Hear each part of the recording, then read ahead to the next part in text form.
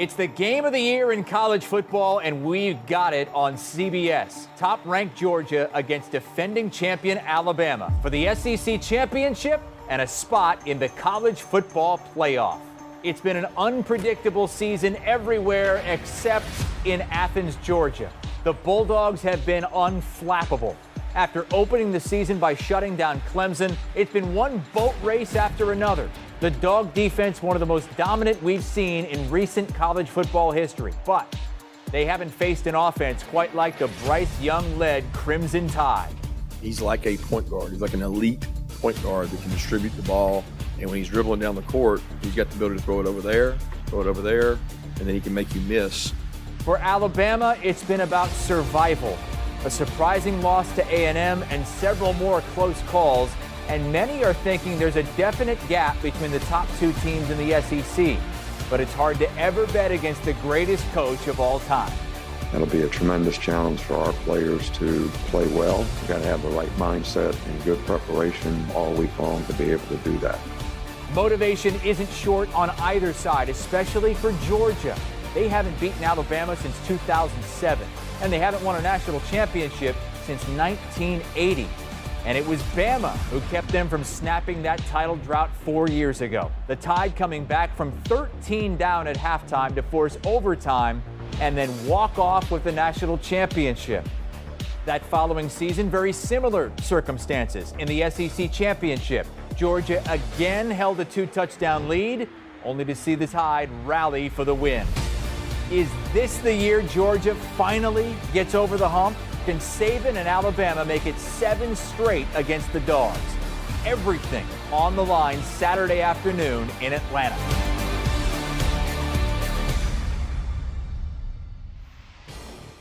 The SEC Championship, Kirby Smart attempting to do what only one other former Nick Saban assistant has done, beat Nick Saban. In 25 games against his former assistants, only Jimbo Fisher has beaten Saban, and that was back in early October of this season. Saban 3-0 against Smart, but until this game, he's never played him in the same type of meeting twice. First meeting between Saban and Smart in 2018, national championship. The second meeting came in the SEC championship game. Third came in the 2020 regular season. All Bama wins by an average of 9 points. Saban spoke to the media Thursday about facing Kirby Smart. You know, Kirby's done a marvelous job. He did a outstanding job in all the years that we were together. I don't know, 9 or 10 years. It was a long time, you know, that we worked together, and he did as good a job as anybody that I've ever had on our staff. I knew that when he got his opportunity to be a head coach, he would do a really good job. He's bright, he's smart, he's enthusiastic. He does a good job in relationship with players. He's a good recruiter. So, you know, he's done a great job there. And look, I'm always very gracious in terms of the gratitude that I have for what guys did when they were with us. And I understand that they do it well because they want opportunities themselves. And it's always good to, appreciate what they did for us, but also, you know, there's some pride in it that they have gone on and done, you know, very well in building their own program. And, you know, Kirby just done a fantastic job. Well, I think you make a good point. I think when you have an older team, you have, you know, a little more maturity in terms of leadership, guys buying in, guys understanding exactly and believing in and trusting in what they, you know, need to do to be successful.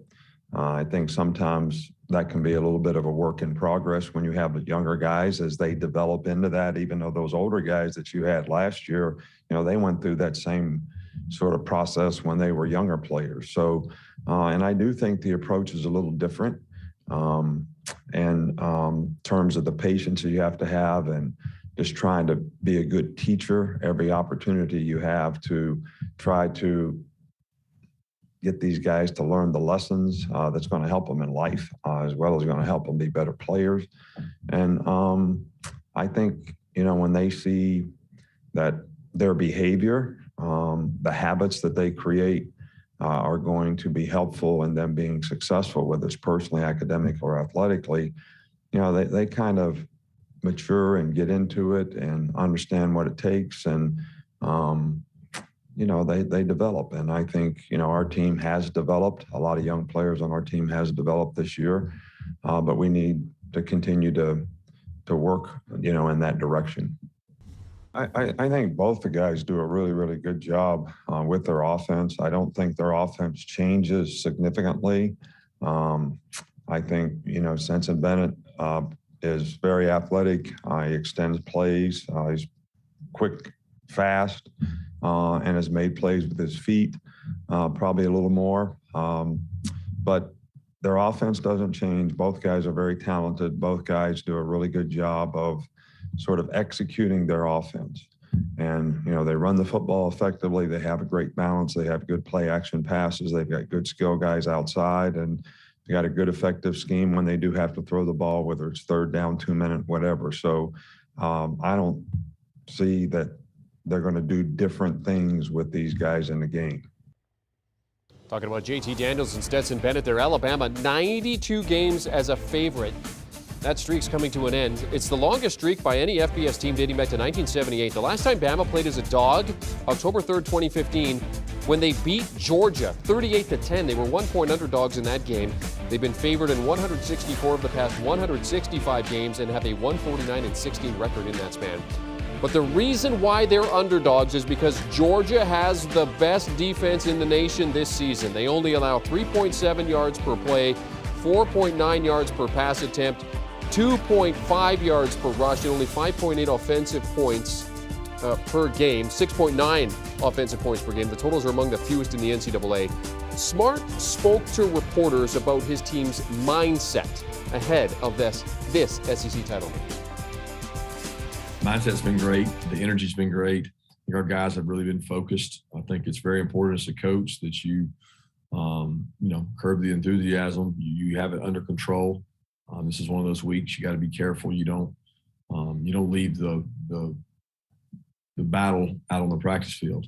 You want to make sure they're ready to go because it's going to be a really tough physical game, and you don't want them to use it all in practice where our guys have been pretty spirited and getting after it. Bryce is just elite with his touch, his accuracy, decision-making. His release is so quick. And as I've told our players, he's got tremendous spatial awareness. He sees the field really well. Really well. So he feels things and understands where holes are in coverage. And he knows where his targets are. They've done a tremendous job teaching him and understanding coverages of how to attack them. But at the end of the day, it's his mobility and his accuracy and his quick release that make him hard to defend. Just off the hoof, it makes me worry because, we're trying to change young people's lives, trying to win championships, trying to make sure guys get their education. And we all know that this game, especially in the SEC, the amount of pressure that's put on coaching staffs to win now is immense. And never is that shown more than in the stats you just mentioned. So I think, you have to understand when you get into this business and the nature of this business and the high stakes that are involved in the SEC coaching, that's part of it. And it's not for everybody. And I think people find that out when they get in our league, not only how physically tough it is, but the grind in recruiting and year-round transfers and portal, it's taxing. So you better have a very quality staff, a great administration, and you better be able to manage a lot of situations. Kirby Smart, Nick Saban, mainstays in the SEC. 24 coaching changes in college football already this season. Those two guys not going anywhere, at least not this Saturday. They will be playing in the SEC championship game, Georgia versus Alabama. Third time that they've played each other for the title. The Crimson Tide have won the previous 2 meetings. They've won 6 in a row over the Bulldogs. Different scenario this time around, though. Georgia favored by 6.5. Kickoff 4 p.m. Eastern Time on CBS.